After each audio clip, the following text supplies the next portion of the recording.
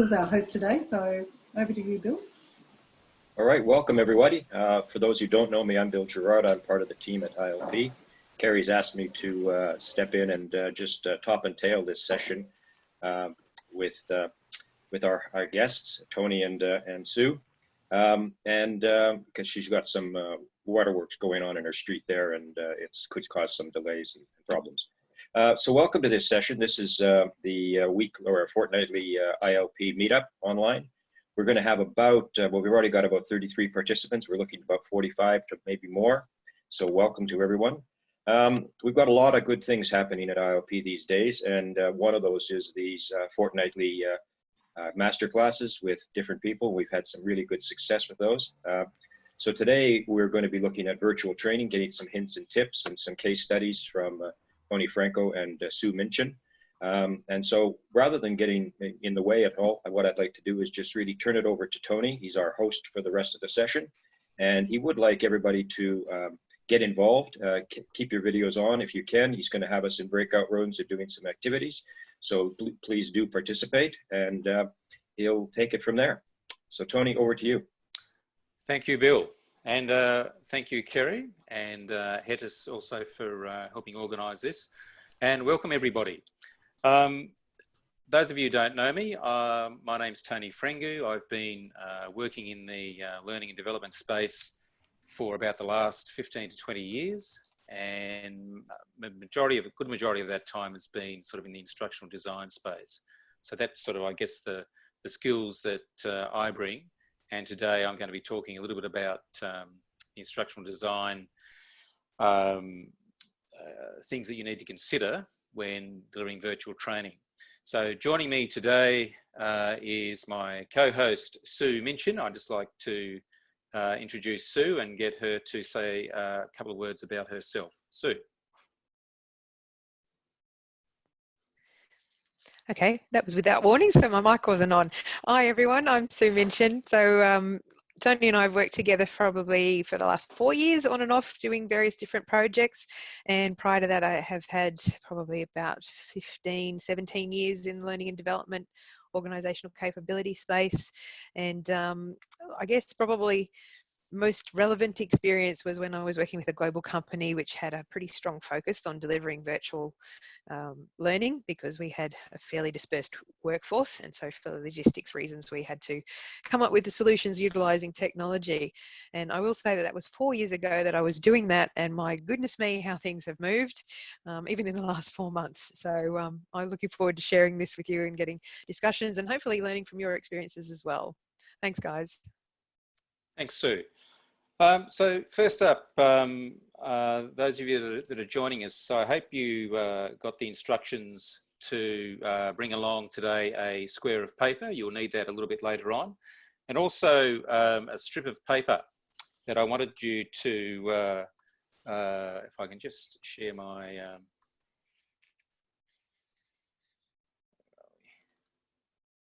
so you should be able to see my PowerPoint presentation there. I wanted you to cut a strip of paper and write face-to-face training on one side and virtual training on the other side. And then if I stop sharing, and if you can see me, I was wanting you to twist the strip of paper, which has got the two statements on it, and create a twist and then join it like so with a bit of glue or tape. This is called a Mobius strip for those of you that don't know, and the idea being that you end up with a strip of paper that has one face and one edge, so that face-to-face training and virtual training end up in the same plane.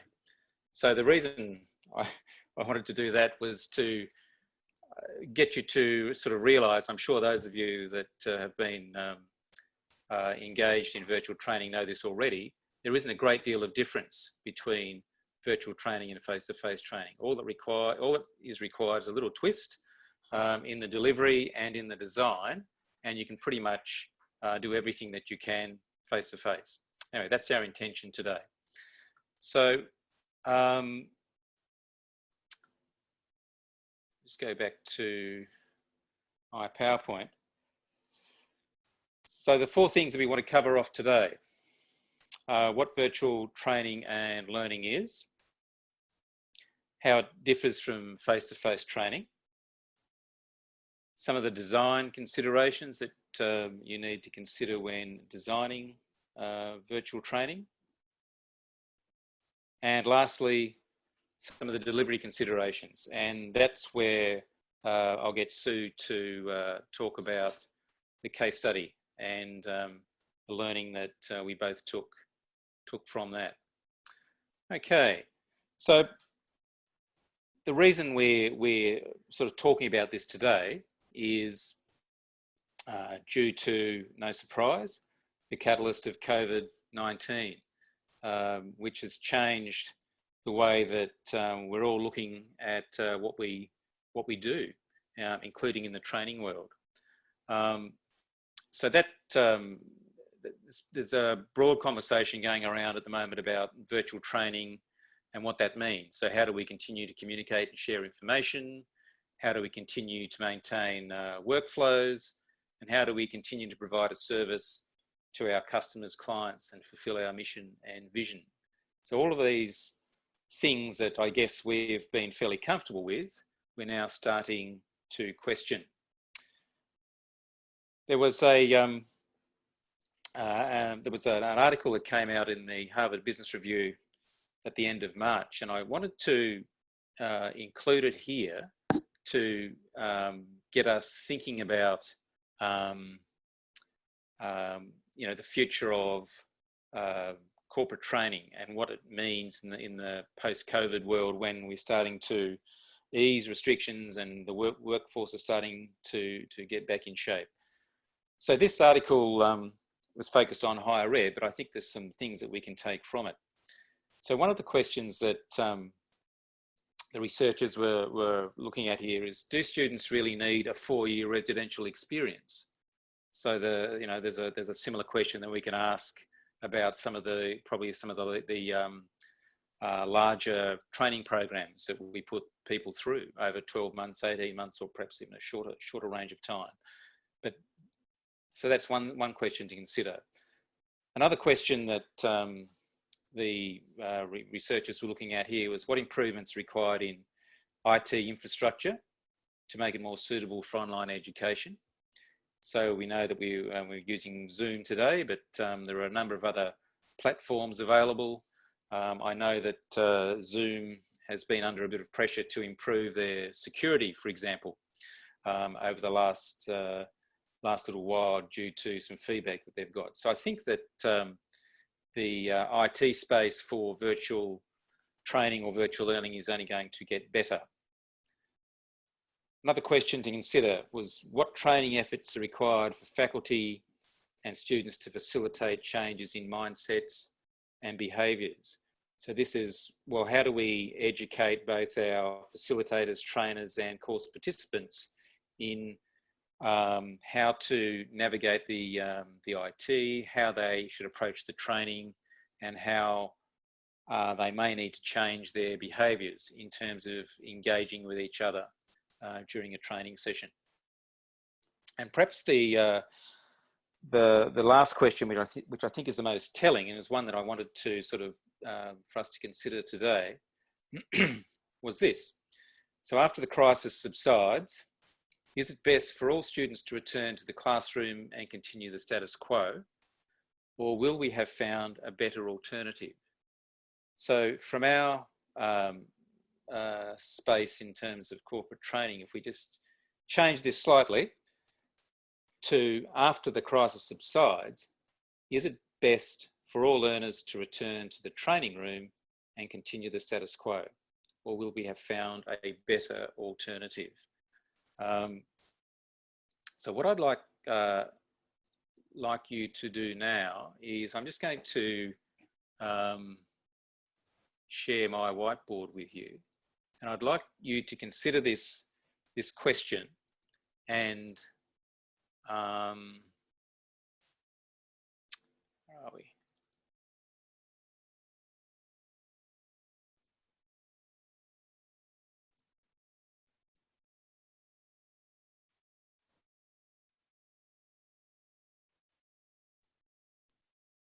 Okay, I got the statement there. So I'd like you to think about what words or phrases we need to consider in answering this question. So after the crisis subsides, and in terms of corporate training, is it best for us to return to what training was like before COVID-19, or will we have found a better alternative? So please add your comments, thoughts, words to the whiteboard. What do you think we need to consider?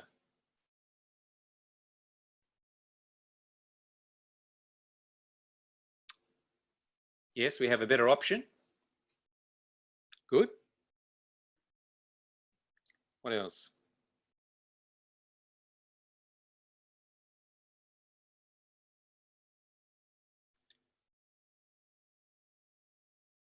Virtual training expands the audience. I think we can do both. A more cost-effective option. Good. I'm keen to continue elements of practicing skills. Absolutely. More tools to use now. That's an interesting point. Another option is not always a better option. Indeed. Virtual training is improved in quality and will be chosen more often. So with the, just while you're probably adding to that whiteboard, there was some research done by the Association for Talent Development in the States a few years ago. And the research said that 87% of organisations were using virtual classes to reach geographically dispersed workers, while 81% were using it to save on travel costs.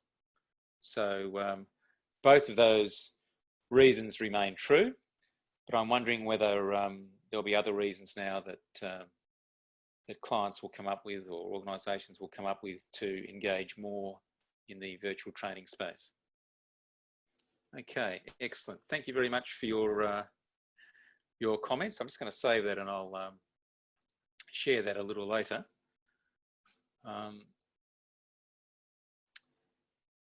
So I'm just going to go back to the PowerPoint presentation.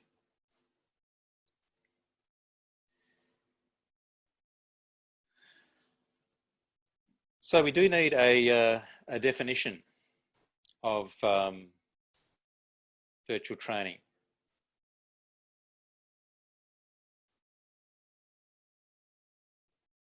Oops. And here's the definition that Cindy Huggett came up with. So Cindy Huggett has written quite extensively in this area. So it's quite a broad definition of virtual training. And we can think of it as a synchronous online event with participants and a trainer meeting together at the same time. So back to that Mobius strip from earlier in the session, where there isn't a great deal of difference between virtual training and, say, face-to-face training, but we do need to consider certain things when we're designing and delivering it.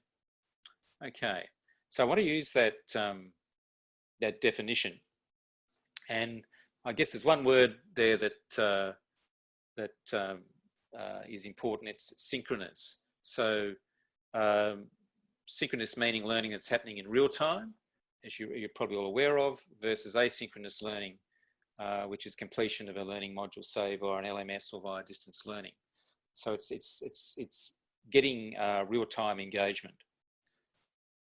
So other variations of virtual training that you might have come across.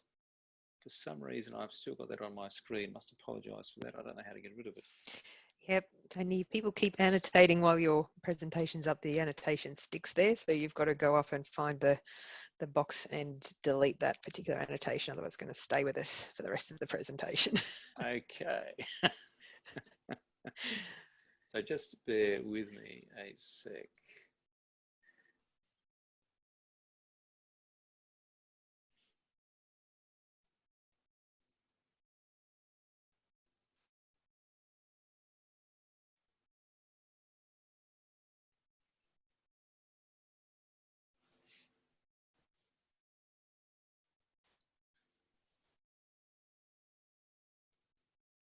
Okay, that's better.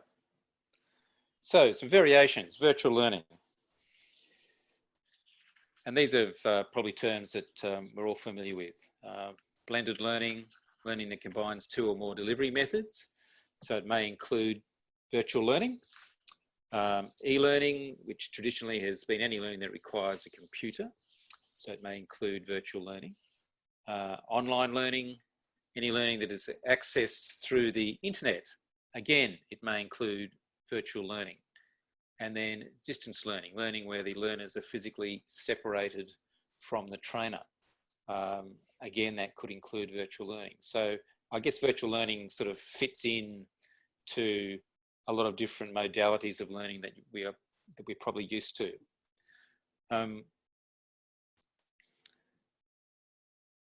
So next thing I wanted to explore with you is comparing virtual training with face-to-face training. I wanted to get an idea from you about what was the same and what is different about it, based on our definition here. So if we say that virtual learning is a synchronous online event with participants and a trainer meeting together at the same time, what's the same and what's different? Now I'm going to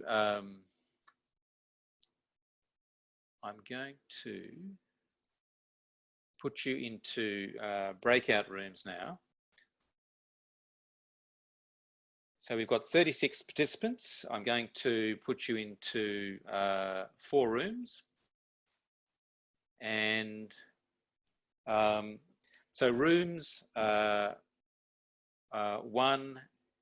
and 3. So if you've got an odd numbered room, I want you to consider the first question there. What's the same about virtual training and face-to-face training? And if you've got an even numbered room, so if you're in room 2 or 4, what's different about virtual training compared to face-to-face training? So I'll just put you into those rooms now. You'll have 5 minutes to throw this idea around. What I'd like you to do is to appoint someone when you get into your breakout room who can share the group's thoughts when we come back together as one main group. You'll have about 2 minutes to share your experiences. You can use the whiteboard in the breakout room and save it and retrieve it. I will put a document in the chat so that you can, with a few instructions about how to retrieve it if you're not sure. So I'll just put you into those breakout. Back everybody. So group 1, do we have a spokesperson for group 1 who would like to give us the thoughts of their group? You just unmute yourself. That would be me. Hi, and Fran. I've unmuted myself, so hopefully you can hear me. Clearly, thank you. I apologise, our online learning environment had some whiteboard screen issues, so I'm just going to have to go old school and read out our input, our thoughts around the discussion. So we were trying to work out the similarities between virtual and face-to-face, and interesting part of the discussion is that we actually went from similarities to differences as part of that. So the first one we talked about was, engagement is the goal, regardless of whether it's face-to-face or virtual. But then we meandered to an interesting discussion that says, the levels of engagement can differ dramatically online versus face-to-face, because of course the learning environment impacts your level of engagement. If you've got kids wandering around, or people, the postman knocking at the door, or the dog barking next door, can actually impact on that as well. So learning environment was, a kind of, we started out as the same, but of course that works out to be a difference in terms of its impact on your learning. And the last one we talked about was about transfer of learning, and that we felt was the same regardless of whether it was face-to-face or virtual, because ultimately you can influence transfer of learning through your interventions beyond the session, the face-to-face session. Okay, excellent. Thank you, Fran. Group 3, do we have a spokesperson for Group 3 was also considering the same? What's the same? Yes, that'll be me, and I will try to share our whiteboard.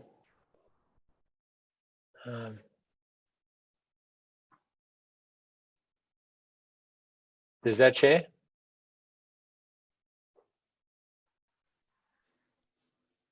Not for me. No, it's not. Okay, I'll have another go. Thank you. We're all. Does that share? You'll have to do it again. Sorry. It was there and suddenly it went off. I can try and bring it back if you try the screen again. Excellent. That's got it. Yeah. That's sharing. Okay. Yes. So, yes. Thanks, Graham. So the comments that we had there were that there are a range of tools that are fairly similar across both modes, a variety of platforms in both modes. For example, putting up your hand or a whole range of other things are ways of interaction. Both virtual and face-to-face involve people communicating and transferring knowledge, aiming to create an experience to share skills or interact together. Both of them involve discussions to evolve a point or to reach an agreement or come to some shared understanding. That in both of the different modes, interactions are a key to success, and there are a whole range of shared learning activities available to both, just as you demonstrated with people putting their thoughts up on the whiteboard. Yeah, excellent. Thanks, Graham. And Group 2, do we have a spokesperson for Group 2? That would be me, and I'm going to share my screen if I can. Is that sharing? Yes, Bill, it is. Excellent. Okay, so you can see the range of things that people put in. We basically brainstormed these things out and then had a little bit of discussion around them. But obviously there was a lot of things to do with physical contact, being able to read people effectively, even if they know they're there. Also being able to judge with activities as to when, to call it quits or when to give more time and things like that. And we even found that in person here, where once you were giving us 1 minute to go, we sort of almost stopped because we didn't want to start anything more before it got linked out. So again, that ability to judge the group is something there. And I really like, there was somebody there that had said something about not being able to do the social things, having coffee together, going out for meals, things like that. So you can see the range of things that are there. Yeah, excellent. Thanks, Bill. And a spokesperson for Group 4.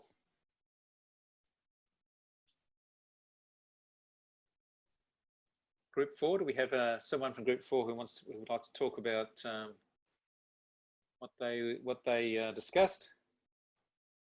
Just like to unmute yourself. That's me. Yeah. Dolores, hi. I was just trying to find myself to unmute myself. So I'm speaking on behalf of Group 4. I'm going to share my screen, my whiteboard. Can you see that? Yes, thank you. All right, so these were, we did a bit of a brainstorm. So essentially the points that came out was that it was harder to allow a story to unfold. It's not so possible. There isn't as much social experience, so that interaction. There's definitely a lot more planning required. When you're doing slides, you've got to do them differently. The group, it's harder to work with bigger groups, so smaller groups are more manageable.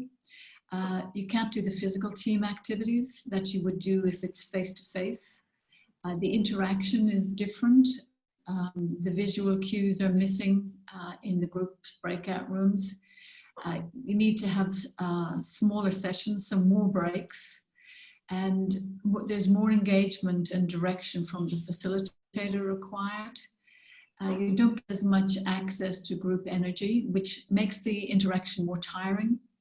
More breaks are required, and then there's more measurable outcomes. So we said that these were some of the differences. Excellent, thank you. Thank you for that. So I'm just going to share my PowerPoint again. So here's a couple of things that a summary of what's the same, and you've already talked to most of those.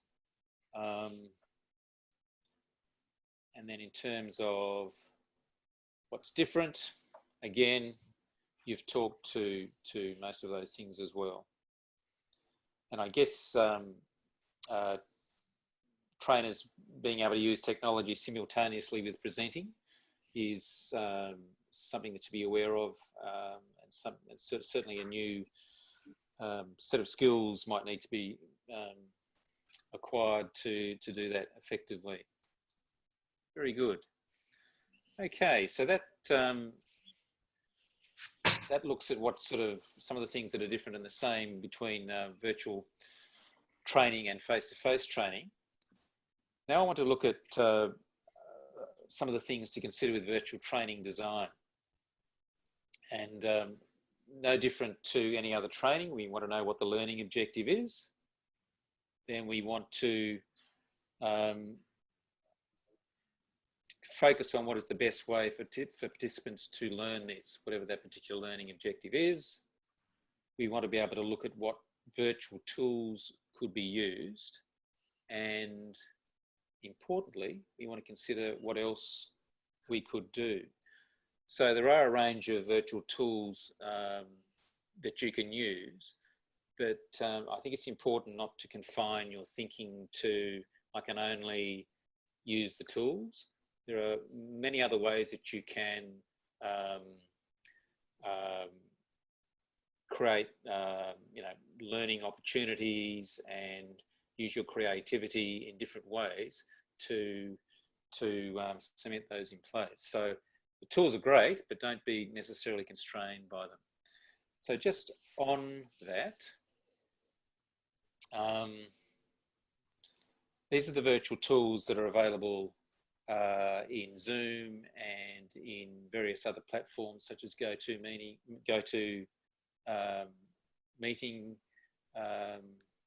Webex, and on, I think some of these are available on Microsoft Teams. So what I wanted to do now is just get an idea from you as trainers and presenters, facilitators. I'm just going to launch a poll. I'd just like you to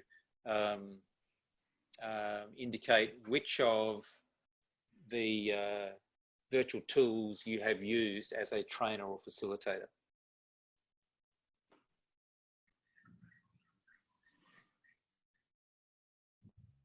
Okay, so it's probably got all the results in that we need. There's probably a couple more coming in now, but if we look at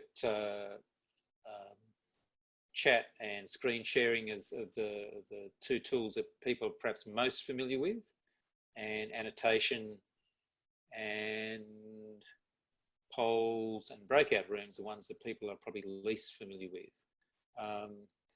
So I guess it's just a matter of getting in and finding out how these tools work, running a trial session so that you can understand how they work and what their limitations are, and then you can start to put those into your presentation and your design.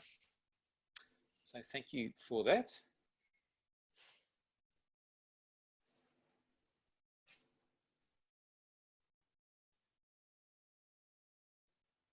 So let's, I just want to move on now and do another activity and put you into breakout rooms. Again, I'm looking for what you would do differently from a design and delivery perspective in terms of virtual training. with these three things. So 1, facilitating discussion. Next one about giving instructions to your learners. And the third one about managing time. So I'm just going to put you into 3 groups this time to discuss that. Again, if we could have a spokesperson that could share the thoughts of the group, and I'll give you 5 minutes to throw your ideas around, and then a couple of minutes to share your thoughts. Just bear with me. Welcome back, everybody. So the first group was looking at facilitating discussion. What would you do differently in a virtual training world in trying to facilitate discussion and get engagement? And who would like to speak to that? Well, I've got the whiteboard, so I'll share it, but I'm quite willing and quite happy for any of my fellow participants to butt in and help me out with this. So, Tony, I'll need you to stop sharing your screen first. Okay. Okay, and there's mine, I think. Okay, can you all see that? Yes. All right. So, some of the things we discussed around facilitating the discussion were basically having a bit of a rule or guideline of only having 3 hour-and-a-half sessions per day. And if you've got more than that, intersperse them up over the week. Back up any instructions, because we're finding the instructions on this whole thing a little bit difficult. So backing up the instructions with some sort of visual would be good. Tight, short activity is good. And we all sort of agreed having a co-facilitator to look at the notes, to switch the screens, to run the PowerPoints and all that sort of stuff is ideal. So, and a mate of mine, he works in the TAE sector, and it's mandatory for them to have a co-facilitator. Maximise the chat function, so try to get that happening. But again, you'll need a second facilitator to read that, because it's very hard to facilitate and read that at the same time. We've noticed a shortfall with the whiteboard, and that is once you've written something down, you can't move it, but that's all right. Mixing up the methods of discussion, so having polls, having chats, and having I don't even know what that says now, subgroups, that's good. Variation using show, polls, questions, and so on. Lots of pre-planning. Break tasks down and be clear on the time frame, what happens when the time is up, because you Tony, were giving us 5 minutes, so we had 5 minutes and we were getting the warnings up, so that's good. Keep a closer eye on chat and who is engaging and who's not, because you will often find that people do get disengaged. I came to the end of some sessions last week, and I said goodbye to everybody, and 2 of the participants who had their videos off, I don't think they were even in the house, let alone in the room. I think they'd skip state. Have a great host and facilitator, good. Do a trial run, see if the activities work. So yeah, I suppose that's part of the pre-planning. And again, over there in the corner there, use questions and polls to mix it all up a bit. All right. Thank you very much, Adam. No worries. Our second group, giving instructions. Who'd like to speak to that? Probably still on mute. Well, I can speak to it, but I need someone else to share the screen. Hello, Irene. Whoever was doing it. Hi, Tony. How are you? Good.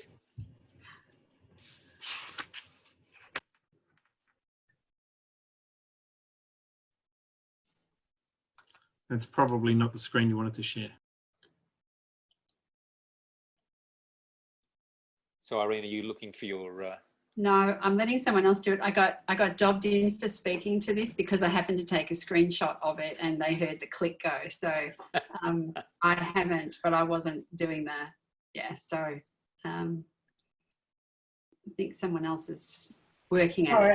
Sorry, I saved it, but I don't know how to retrieve it. Could someone guide me here? are you working on a Windows or a PC? On a Mac. Mac? Okay. Sorry about this. That's all right. We did this on purpose. This is about instructions on Zoom. So this Usually is our on the learning. Thanks for the cover. On the Mac, when you save, it just should be in a document behind, because when I'm on a Mac, I save it and it just behind. On It my does pop up, screen. or you can go into your Finder and then in Documents and scroll right down to the bottom, and it creates a folder called Zoom. So it's Z. Yes, I Zoom have. at the bottom. Oh, okay. Oh, and it's in that, of course. There it is. And then great. Okay. Am I still sharing with everyone here? Yes. Oops. Here it is, whiteboard. Great.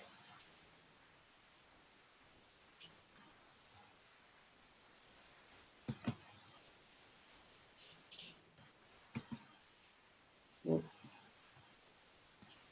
Is that, can everyone see that now? No. Okay, I'll move this here. Now I should share. Is that better? Oh, yes, that's good. Perfect. Sorry about that. That's okay. I think that what we first found was that we weren't actually clear on the instructions about the instructions. So we spent about 30 seconds to a minute actually trying to be clear with each other what the task was. And I think that's where some of the feedback that you can see on the whiteboard came from. Test that people understand the instructions, put the instructions in the chat. So Tony, you at some point did clear that up pretty quickly, but we were actually discussing that as you did it. Don't assume that we'll know that anyone actually in the breakout group knows how to do what we're asking them to do. So, you know, people might get the handouts, but actually my experience is if I haven't done it yet, then the instructions don't mean a lot. So it's trying to get that balance. Warm and concise, warm tone, being clear on the outcomes from each session so that whatever you're asking them to do, they're clear on what the direction is. Slow your voice down is a really key point. I'm a fast talker. I'm sure other facilitators are too. Lots to say, short time. So slowing down is a really good point for instructions. Need to be more specific, yeah, and visual. So an image can help depending on what it is you're asking them to do. What is it that you want at the end? Consider how the activity will be completed. And the steps to that. And I think we all felt that much more preparation was needed. You can't wing it once you send them off. Potentially you've lost the opportunity to clarify if you haven't managed to do that before. Good, thank you. And last group, managing time. Do we have a spokesperson who would like to speak to that?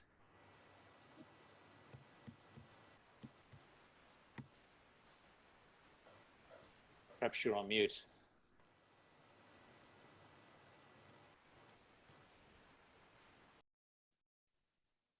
No? Okay.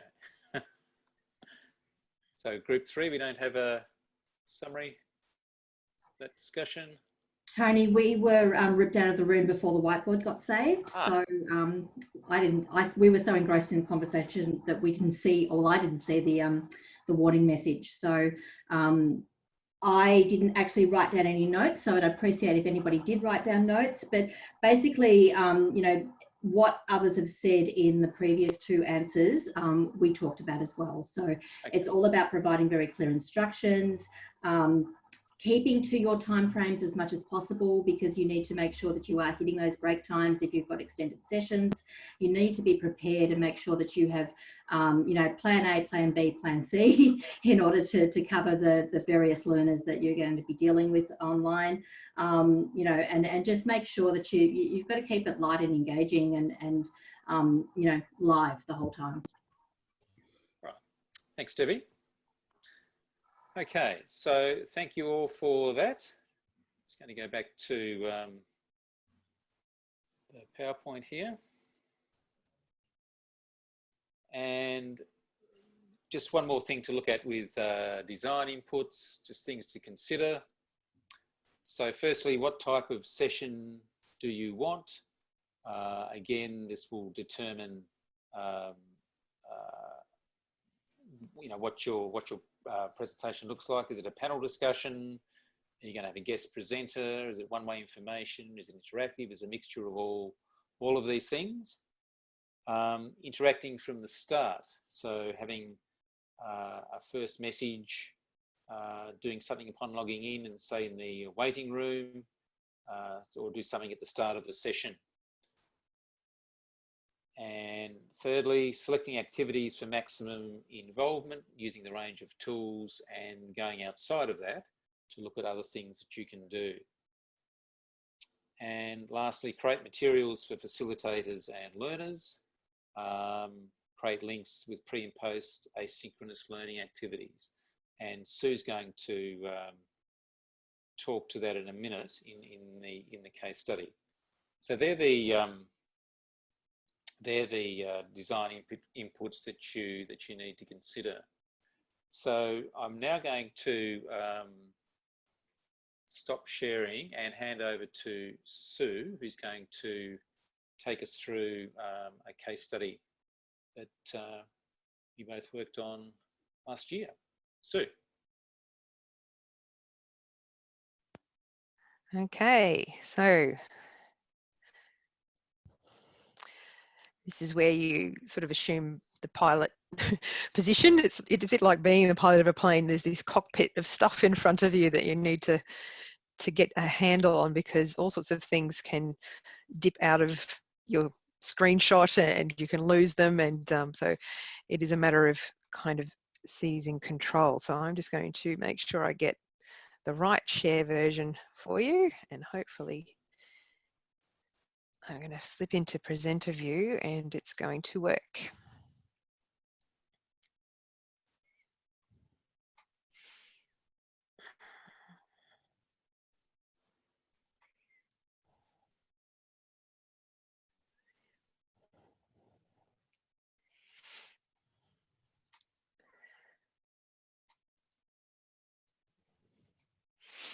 All right, now I think everyone, you're probably not seeing my presenter view at this point in time. Is that? Not yet, no. No. This was the biggest issue that I had originally, and it still plagues me, is that when you turn the presenter view on, it covers up all of your Zoom windows, so you can't see any of the tools behind it. So I'm seeing a few people nodding, feeling my pain at this point in time. Let's see if I manage it. Yes, okay, magic. I'm on fire, guys. I have got the screen up. Is everyone able to see the key slide? Yep. Now? Giving me a few visuals, nods. That's fantastic. Thanks, guys. Yep. All right, so a case study virtual training project. I feel like this has been my life recently. I'm sure some of you do as well. I'm finished at 1:30 today from another virtual presentation for a group over in Perth. I'm based in Brisbane. So it was 2 1-hour sessions today, back to back, and we had 3 1-hour sessions yesterday, back to back, and it was on managing virtual teams. So everything's virtual.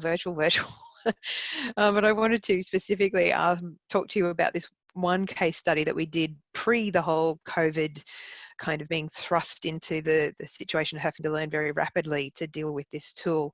And this came about last year, and it was around about July that we did this particular project in virtual training, and it came hot on the heels of one of the first attempts that Tony and I had around virtual training, in which we were using GoToMeeting, and we were attempting to deliver some sales training in short programs across a retailer. And we certainly learned a lot from that in the first instance. GoTo didn't really do a great job for us initially, and also we forgot some key things about managers of retail stores in retail stores don't necessarily have office space and the technology behind them and the privacy to be dipping into conversations like this. So, you know, it seems really obvious afterwards, but at the time it was one of the flaws of that particular program. So we figured that much out. And then along came our next opportunity, which is the one I'm going to talk to you about today. And it was a lot more interesting and a lot more exciting. So the scenario was that essentially we had a large company, their specialty was in geoscience technology, and they had just been through large scale organisational change. So a New Zealand fairly new business had actually bought a similar business which was based in Canada. And so, you know, that kind of thing always engenders a whole ton of change as the organisation tries to establish new products, new processes, new policies, and of course there's a whole bunch of cultural differences that need to kind of meld together. And what the business obviously wanted to achieve was to be able to accelerate and stabilize that change across a global company. So it was very much a global landscape. And the extent of the global landscape looked something like this. So we had two facilitators. I was one of them, helping Tony with the design, and we had another New Zealand-based facilitator who was going to be taking half of the group. And this was the kind of space that we had to cover. Now, normally we have a hands up tool here, but we've found, like many things with Zoom, is there's things that you've got to switch on in the background, and you don't have a raise hands option in your participant grid, which you normally would have. But I'd love to get a visual sense if you could just put your hand up if you've delivered in maybe 3 or more of these locations in your experience. So I'm seeing a few hands there. Oh, I could see some clap hands, and so someone's found emoticons in there. So I'm getting some kind of symbols of people saying, yes, I've done that, at least 3 of those. And possibly some of you have had to deliver to the same sorts of numbers of global dispersed companies, or possibly even more so. But this was the particular problem that we were faced with, is trying to figure out how to get across this sort of a distance. Now, essentially, of course, with change, everything always boils back to, let's do a leadership program. And we want to do it fast. And the only way to kind of do this is through a virtual mechanism. So that was what we were looking at. And essentially our solution looked like this. We decided to use Zoom. After the GoTo experiment, we looked at a few different options, and we went with Zoom webinar at this point instead of meetings. There was a couple of things that meetings didn't have at that stage that webinar did. So we chose the webinar tool. There were 76 participants. There was 8 cohorts to deal with. We put them in 2-hour modules, and there were 6 of them across the program, and we decided to put it in a cadence of a 3-week cycle, thinking that that was sort of enough time to let some of the learning stick in between. And of course we had our pre and post type activities to embed and transfer the learning. So that was the scope of how we decided to approach the problem, or the challenge in this case. And it was a first for us. It was definitely a first for them. And this is pretty much the challenges that we came across as we went through that. I've summarized it, and it's bulks into 2 kind of areas. There's the logistics type stuff, which is sitting at the top of the pyramid. So number 1 with that kind of a spread is you've got time differences. So trying to figure out how to group people so that they're sitting comfortably in a working time frame was one of the things that we had to do. So we were trying to group people so that there was a similar kind of a time frame to make it comfortable for them to attend the 2-hour session. Typically too, we also had some concerns around the internet quality. We had reports from the group in South Africa and in Russia in particular, where that was a little bit unreliable. So they had concerns about what that was going to do. The group themselves were, although they were geographically dispersed, they weren't as used to dealing with the technology as what we perhaps thought they might have been. So troubleshooting definitely left most of the participants struggling in terms of trying to fix things as they went along. So that was pretty tough, and trying to get IT support for that from within the business. So they were kind of the logistic issues. Of course, then we had more of the people issues, and that was naturally English as being the spoken language for both of the presenters. Most of the participants, English was a first language, the Canadians, the Australians, the Kiwis, the UK, but then we had quite a few who it was a second language for them. So that was a bit of a consideration that we had to take on board when we were dealing with certain groups, in particular the sort of South American cohorts. Then, of course, the pre and post work proved to be a massive challenge in getting clarity and uptake on getting people to prepare for this, and making sure that the communication had gone through, and getting people to actually participate in the post-work activities. The really big foundational issue too was the need to build the relationships and trust within the cohort as we moved, remembering that this was an organisational change where there was one business that had taken over another. So there was a lot of jockeying for position, people who weren't sure, you know, who each other were. They were meeting for the first time in this space. And so forming those relationships within the virtual world, we had to allow time for that. That was a pretty big challenge that became evident early on. And the usual engagement, like it's always in any classroom, whether it's face-to-face or online, it's engagement. How do you keep people engaged in this kind of a scenario? So they were the challenges that we were faced, and I think that's probably sounding fairly familiar to most of you. So let's take a look at what some of the key learnings were as we went along. So in terms of this preparation and design, what did we learn? First of all, if you can, particularly for a program or for a client who's not used to this, build in something that we called a tech check. So prior to the program kickoff, we actually scheduled sort of 10-minute type sessions for people just to come in for the first time and make sure that connections worked and make sure that they could open up the tool and make sure that, you know, technologically speaking, that wasn't going to be a problem for the first session and we weren't going to waste a lot of time sorting that out. Particularly when you're dealing with a client, you never know what's going to come up in this space, what firewalls they might be.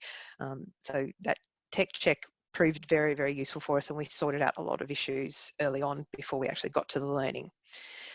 The next thing, of course, was having a clear communication plan. We learned that that was really important. Probably we didn't do it as well as we should have. So with virtual, there's so little, I guess, room for error in the short space that you've got, and probably little forgiveness too for error. Like people have an expectation that it's going to be of a certain quality. And so being very, very clear about what preparation needs to be done, what needs to be ready for them to either have printed or have their dual screen set up, what readings they might need to do, what to expect. All of that stuff needs to be really, really clear and planned out, and preferably in advance so that they can see the map of, in this case, it was a 6-part program, so seeing the clear map in advance rather than in bits and pieces. Then, of course, just making sure that those resources were provided in advance. So making sure that, particularly for those learners who like a bit of time, getting it to them in a timely fashion and working with an external client, you know, building those relationships with the stakeholders who were coordinating the program internally to make sure that that happened and happened well.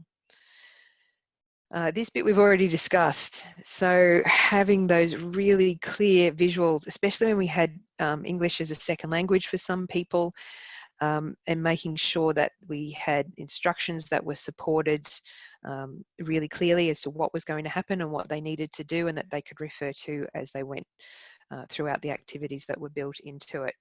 And making sure that for every message, everything that you spoke about, there was a visual that didn't distract from the message. So all that best practice presentation design is really important in this space so that you're not deflecting from your message when you are delivering, because the visual here is you're a little tiny talking head in the corner, so what's on the slide can take up a bigger emphasis. Okay, this is a big one. Less is more. I think what we learned was we tried to cram too much in. And in virtual, because you do tend to labour the point more with activity instructions and getting around debriefs, you are far better off trying to strip out content than get through possibly what you might be able to get through in a face-to-face classroom. So having that really, really clear, these are the 3, 4, 5 things that we're covering, and that's it. We're not going to get too deep. So that was a big learning for us. We probably bit off a bit too much in terms of the content there. This is not rocket science, but the sessions that were scheduled for earlier in the day got better engagement. That's a problem when you've got time differences. We had one cohort in Toronto who the only sort of, or the logic time was 4 p.m. on a Friday afternoon. And their engagement was pretty ordinary, as you can imagine. That entailed, initially I was getting up at 5 a.m. to deliver that, and I ended up getting up to deliver that at 4 a.m. in the morning. So it made more sense for me to get up early and experience a bit of pain.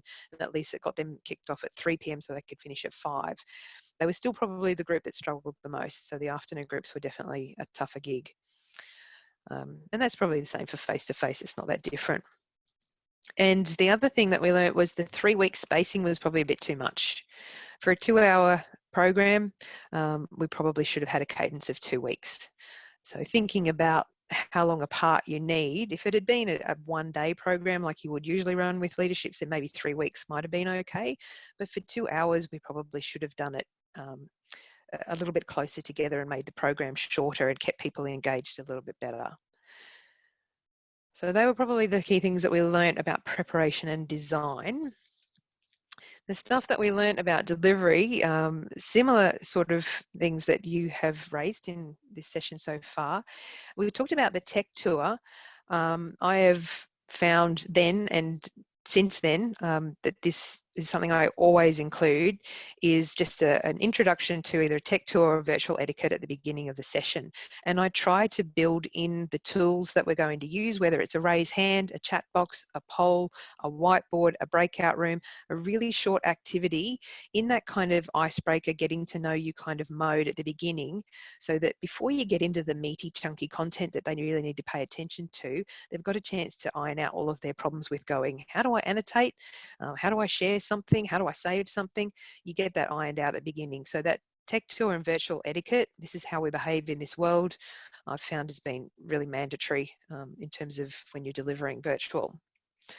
As I said before, it's still important to take the time to build the relationships and trust. In this one, it was critical because it was an ongoing program and they were going to be talking about leadership topics.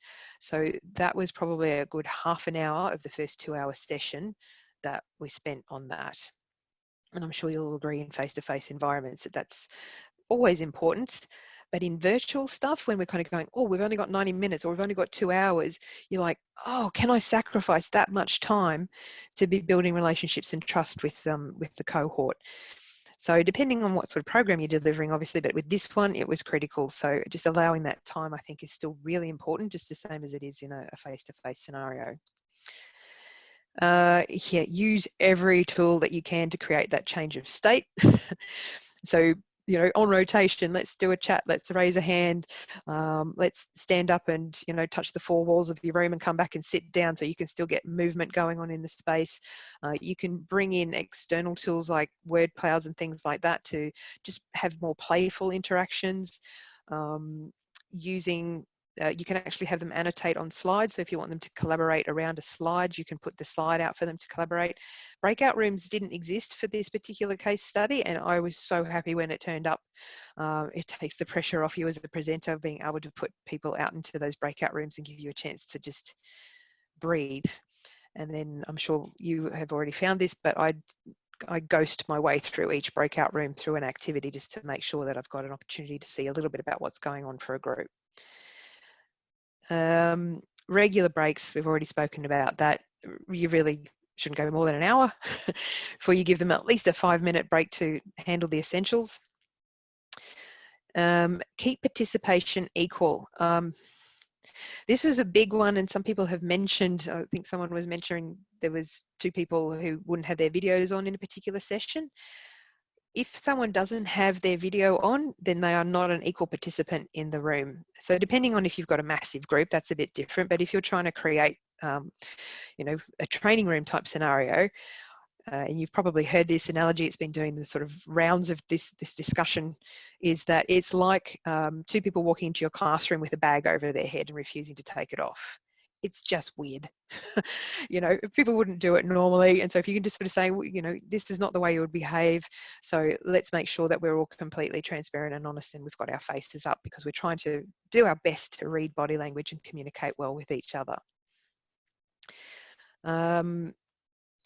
Then, of course, we've already talked about this. If you can have that producer, that certainly makes things easier, at least for the first session if you're doing a program, just to get through some of the logistics.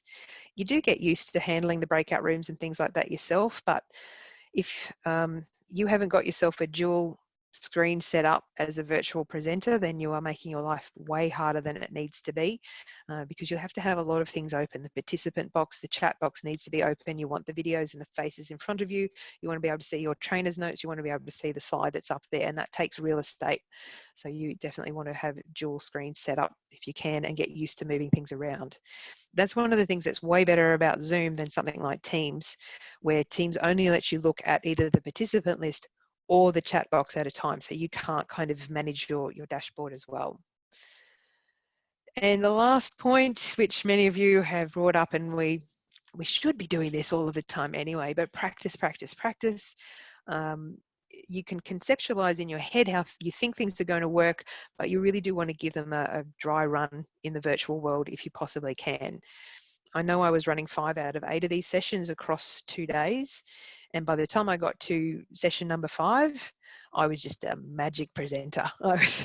It went so well by that stage because I'd had all those practices under my belt. So, you know, I don't need to tell you guys that. You're all aware that the 2nd, 3rd, 4th times you're on the same session, you're way better.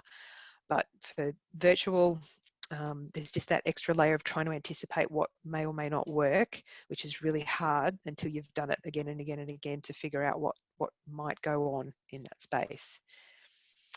So that's the case study. As I said, this was between July and September last year. The world's moved on. The tools have changed even since then as they've tried to adapt and improve to the environment. So stuff exists now that I wasn't using then, and I'm still trying to learn and use and adapt as I go, as I'm sure all of you are as well. So I'm going to open it up now for the Q&A, and we can take that through the group chat if you like, or Yeah, through the chat's fine. Yep, we'll go through the chat, and we'll see how we can respond through that. So if anyone's got anything to ask or comment.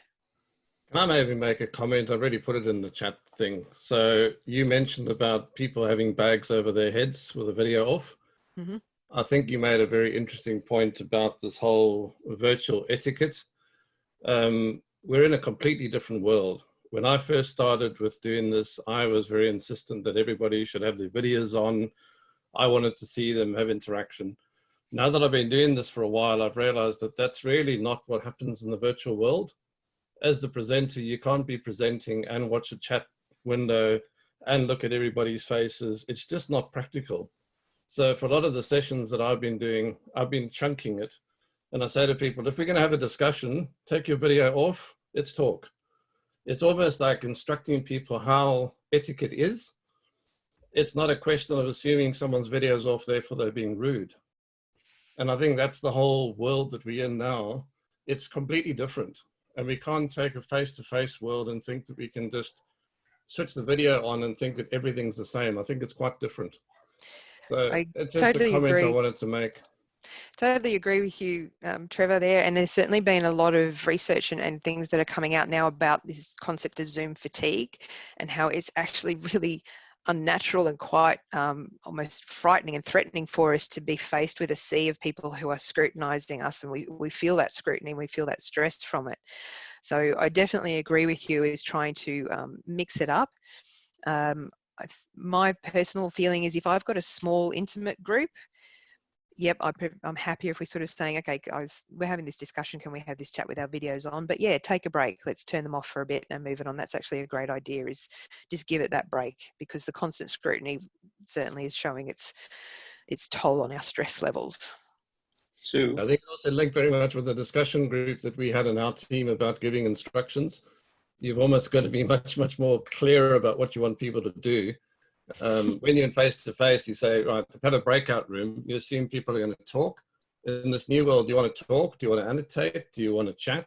You know, written down? What do you want people to do? It's very much more specific than I think than what's pretty obvious when it's face-to-face. Yeah, I found that I had to build a lot more slides in and a lot more detail onto the slide so that people could read the instruction as well as hear the instruction and have a chance to repeat back and question and clarify what was needed, particularly before you send them into a breakout room. because you lose them at that point. I even had people saying, look, if you want to, grab your phone, take a picture of this screen now so you can take that instruction with you if that's an easier way to go. But just make sure you're really clear on what it is that I need you to do next. Sue, one of the things that I found was defining what kind of a session you're having. And we've been looking at that in different ways through ILP. And one of the things we found is, for instance, if it's a standard webinar where it's a one-to-many kind of things, and in that case, having the videos on is not as important in many cases. Absolutely. Whereas if you're doing a masterclass kind of like this, and you want to be able to do things in and out with people, then that's on and off. You can balance it different ways. And where it's a meetup, where you're just having like the ILP member lounge, of course, you want to have your videos and audio on it so that you can actually communicate. It's also interesting to see how different people will do things. I attended a session on Tuesday or yesterday that was run out of the US, but it was 10 sessions of Pikucha, which is this 20 slides in 20 seconds on each one, looking at all the Frank Lloyd Wright houses. And it was fantastic. It went for an hour and a half, but there was 10 different speakers. But there was over 300 participants, I think.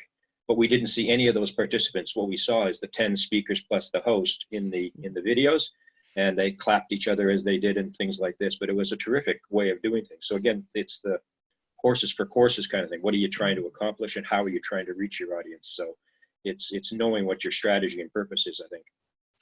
Yep, absolutely. I know my son's in his first year of university, and his lecture formats obviously look very different from his tutorial groups that he attends. And it's the same thing for us, I guess. When you're designing, are we designing for that more webinar one-to-many, or are we designing for a more intimate experience, more similar to a classroom training session? Great points. Sue, Paul here. If I could just offer something, because we've bumped into a lot of discussion about good instructions and things like that. We've been having a lot of success using Microsoft OneNote as an ancillary tool, which effectively works like a collaborative workspace, flip chart, whiteboard. All the material is saved there, it's not lost.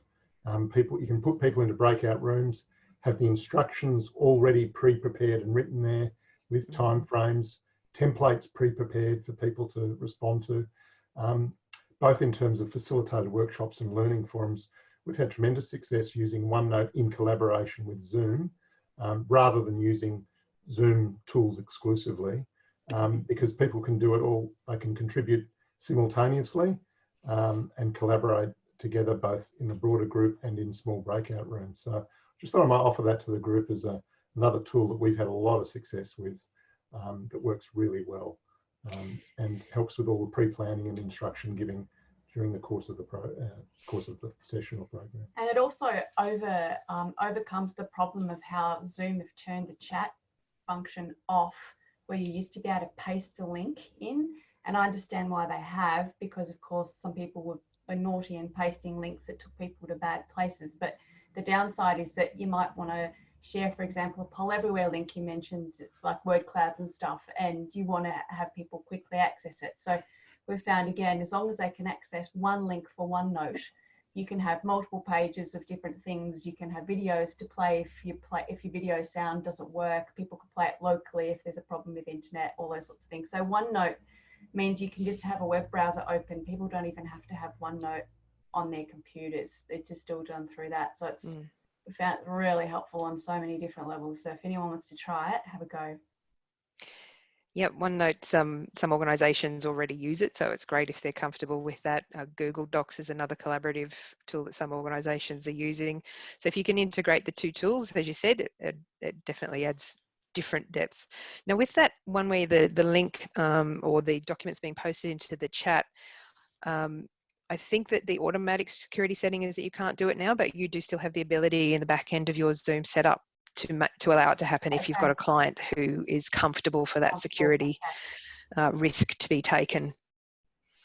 Okay, thank you for letting us know that. Most of our clients still feel like they're breaking the rules a little bit using Zoom, unfortunately. I know. So we're trying to just limit any chance that anything could go wrong, but yes, it's so worth using it because of all the features. So but thank you for letting us know. I'll have a look. No worries. Okay, folks, look, we might wrap this up now. I'm just going to share my screen. Sue, thank you for taking us through that case study. Much appreciated. Just a couple of resources. I think I mentioned Cindy Huggett before.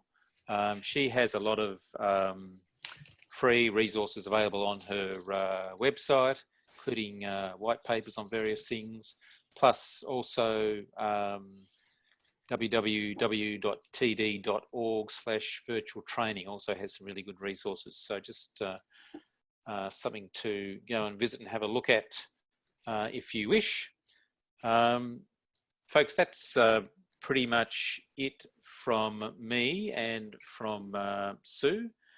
Thank you very much for your participation this afternoon. I'm just going to hand back over to Bill now. Thanks, Tony, and thanks, Sue, for sharing that with us, and thanks everybody for involvement. One of the things I've found over the last couple of months is I'm going into a lot of different meetups and different things, whether it's webinars or other things like that, and we're learning so much as we go along, and it's certainly that idea that you learn something from everything, even when it comes in the way of a, gee, I didn't really like how I did that, or this happened, etc. So I think one of the things ILP's been trying to do with these fortnightly meetups and other things is actually provide a place where we can all learn together in some cases. So I think we've all learned a lot more today as well, which is great. And I love some of the stuff that's suggested in the chat. So we're actually helping and working with each other, which is all really what the ILP network is about and part of that process. Just a reminder that on the ILP website, there is that whole range of things that you can have, which are tools to survive and thrive. A couple of things I would highly recommend is if you're looking at using PowerPoints and things like that, have a look at Guian Ferreira's session. It was, I think, terrific in the terms of if you're doing something where the slides are important rather than the face-to-face. There's also some stuff on experiential stuff, so you get all that movement and how you actually get people engaged in activities.